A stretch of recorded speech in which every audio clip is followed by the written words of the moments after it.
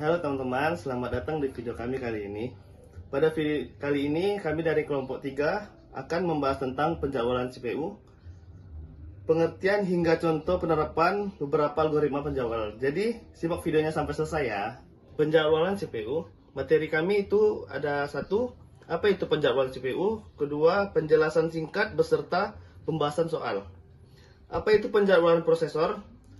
Penjadwalan CPU adalah proses untuk menentukan proses mana yang akan memiliki CPU untuk dieksekusi saat proses lain sedang ditunda.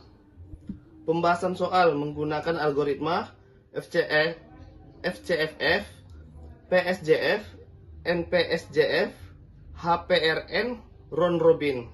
Selanjutnya untuk pembahasan soal akan dilanjutkan dengan teman saya. FCFS. Lalu algoritma FCFS itu apa sih? Algoritma FCFS atau First Come First Server merupakan algoritma jadwalan operasi yang secara otomatis mengeksekusi permintaan dan proses antrian sesuai kedatangannya. Mirip-mirip seperti first in first out dalam QA. Di sini kita telah mengurutkan datanya teman-teman ya.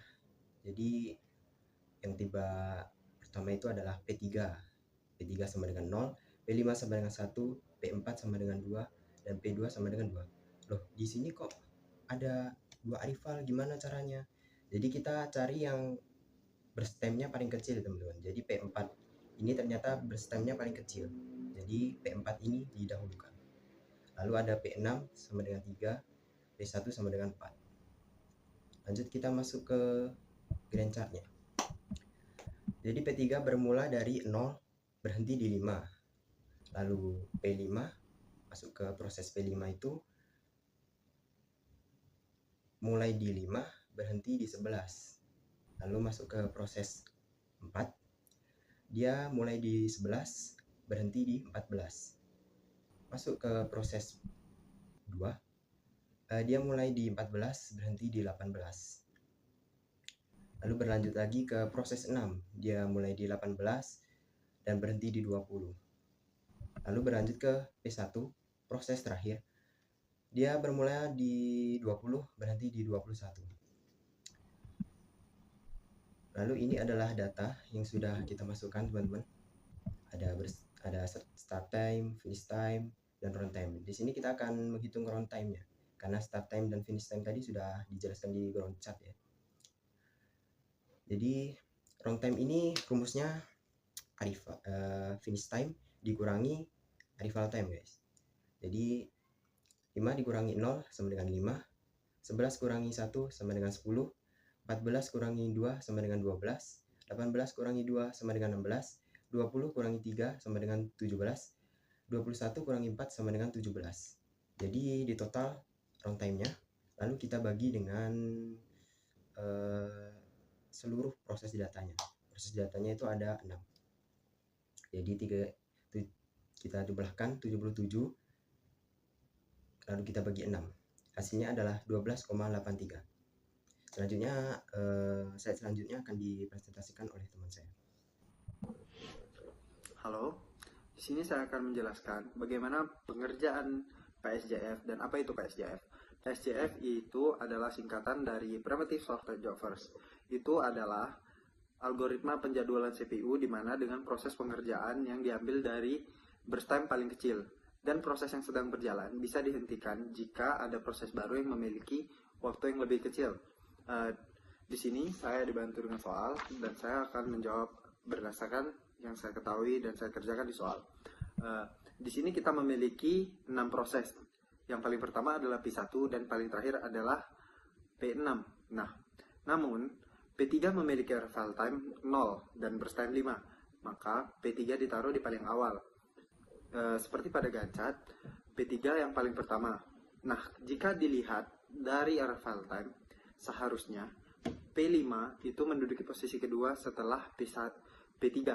Namun, dikarenakan P5 memiliki burst time 6 dan P3 memiliki burst time 5, maka P3 tetap dilanjutkan hingga selesai. Nah, setelah itu CPU pasti akan mencari proses dengan burst time yang paling kecil di antara yang lainnya. Di situ maka kita memiliki P1 dengan burst time yang paling kecil yaitu 1. Dilanjutkan dengan P6 yang memiliki burst time 2, P4 3, P2 4, dan P5 6. Nah, seperti yang pada Gancat yang saya kerjakan di soal, P3 menjadi awal dan P5 menjadi akhir. Nah, didapatkanlah starting time dan finish time. Dapat dilihat seperti di soal. Nah, untuk mencari round time, ini kita menjumlahkan finish time dikurang dengan arrival time. Nah, didapat 5 dikurang 0 sama dengan 5, 6 dikurang 4 sama dengan 2, begitu juga seterusnya hingga proses paling akhir. Untuk mencari turnaround time, kita hanya perlu menjumlahkan nilai round time, yaitu 5 ditambah 2 ditambah 5 ditambah 9 ditambah 13 dan ditambah 20. Didapatkanlah hasilnya adalah 54. Nilai 54 ini dapat kita masukkan ke rumus untuk mencari average turnaround time dengan membagi nilai 54 tersebut dengan jumlah proses yang ada. Di sini proses yang ada adalah 6. Maka 54 dibagi 6 sama dengan 9. Itulah hasil dari pengerjaan PSJF yang dapat saya jelaskan. Saya ingin menjelaskan tentang NPSJF. Pertama dari soal data prosesnya, proses P3 arrival time-nya 0, burst time 5, P5 arrival time-nya 1, burst time-nya 6, proses P4 arrival time-nya 2, burst time-nya 3, proses P2 arrival time-nya 2, burst time-nya 4, P6 arrival time-nya 3, burst time-nya 2, P1 arrival time-nya 4, burst time-nya 1. Aturan NPSJF. CPU tidak bisa dipotong. Pilih proses dengan burst time paling kecil hanya dari proses yang sudah datang. Urutan eksekusi atau gancar. Waktu 0 yang sudah datang P3, jalan P3 0 sampai 5. Waktu 5 yang sudah datang P5, P4, P2, P6, P1. Burst terkecilnya 1, P1. P1 5 ke 6. Waktu 6, burst terkecilnya P6 atau 2. P6 6 sampai 8. Waktu 8, burst terkecilnya P4 atau 3. P4 8 ke 11. Waktu 11, burst time P2 atau 4, P2 11 ke 15. Waktu 15, sisa P5 atau 6. P5 15 sampai 21. Gancarnya P3 0, 5, P1 5, P6 8, P4 11, P2 15, P5 21. Atau seperti ini. Terus perhitungan waiting time dan turnout time. Rumusnya seperti ini. Turnout time sama dengan completion time dikurang arrival time. Yang kedua, waiting time sama dengan turnout time dikurang burst time. Proses P3 arrival P0, burst P5, selesainya 5, turnout nya 5, waiting time 0. Proses P1 arrivalnya 4, burstnya 1, selesai 6, turnout time-nya 2, waiting time-nya 1. Proses P6 arrival 3, burst 2, selesai 8, turnout time-nya 5, waiting time-nya 3. Proses P4 arrivalnya 2, burstnya 3, selesai 11, turnout time 9, waiting time 6. Proses P2 arrival 2, burst 4, selesai 15, turnout time-nya 13, waiting time-nya 9. Proses P5 arrival 1, burstnya 6, selesai 21, turnout time-nya 20, waiting time-nya 14. Atau seperti ini, gambar ini. Terus average turnout time-nya atau TAT 5 ditambah 2 ditambah 5 ditambah 9 ditambah 13 ditambah 20 per 6 sama dengan 54 dibagi 6 sama dengan 9. Hasil akhirnya algoritma NPSJF, average waiting time-nya 5,5, average turnout time-nya sama dengan 9. Baiklah, di sini saya akan melanjutkan presentasi dari teman sekelompok saya. Saya di sini akan menjelaskan HPRN. Pengertian singkat tentang HPRN, Highest Penalty Ratio Next, adalah salah satu algoritma penjadwalan CPU yang mengutamakan proses tertinggi atau tercepat dalam rasio penaltinya. Saya akan menjelaskan proses, bisa dilihat di sini. P3 berawal dari 0 diakhiri dengan 5. Berikutnya P4 diawali dengan 5 diakhiri dengan 8. Bisa dilihat pada tabel. P5 5 kurang 1 sama dengan 4. 4 tambah 6 dibagi 6 sama dengan 1,66.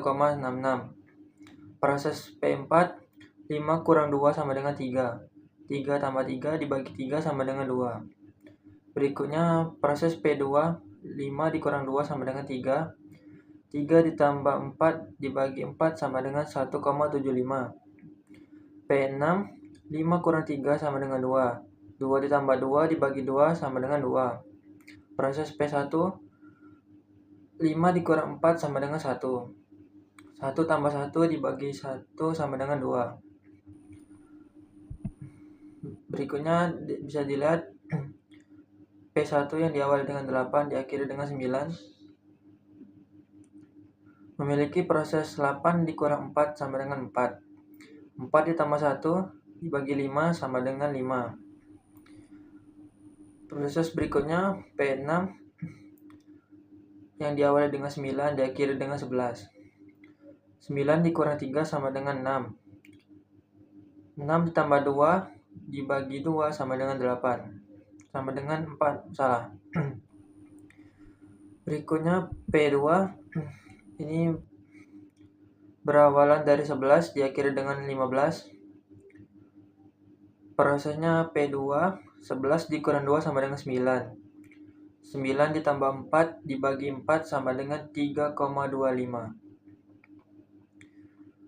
Berikutnya dan terakhir P5 diawali dengan 15 diakhiri dengan 21. Ini bisa dilihat pada tabel hasil akhirnya.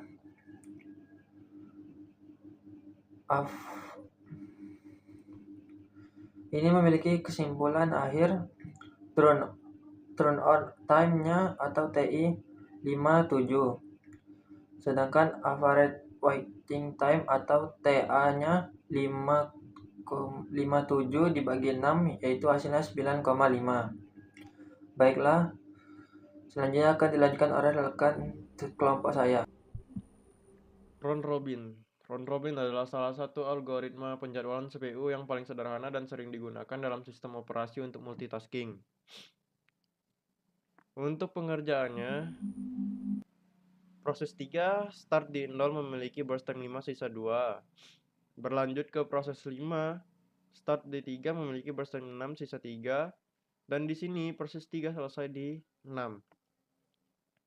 Berlanjut ke proses 4, start di 6 selesai di 9 dengan burst time 3. Lanjut di proses 2, start di 9 memiliki burst time 4 sisa 1. Lanjut proses 6, start di 12 selesai di 15 dengan burst time 2. Dan proses 2 selesai di 15. Melanjutkan proses 5 selesai di 18. Lanjut proses 1, start di 18 selesai di 21 dengan burst time 1.